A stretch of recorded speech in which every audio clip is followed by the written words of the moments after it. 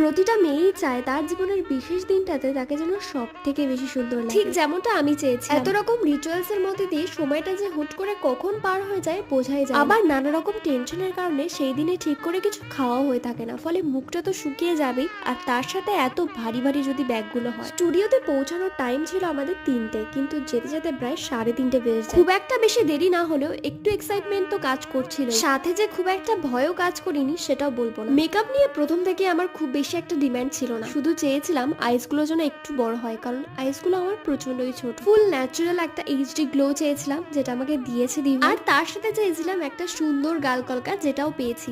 আগে অনেকবারই শুটের অফার পেয়েছি, কিন্তু কোনোদিনও সেইভাবে হ্যাঁ বলা হয়নি, ইচ্ছাও ছিল না খুব একটা। কারণটা খুবই সিম্পল, একজন আমাকে বলেছিল প্রথম আমাকে ব্রাইড লুকে দেখবে, আর সেটা হচ্ছে ছাদনাতলা। তাহলে চলো এবার লজে যাওয়া যাক। সাজটা তোমাদের ভালো লেগেছে কিনা কমেন্টে অবশ্যই জানতে চাই, আর ভালো লাগলে একটা শেয়ার তো করতেই হবে।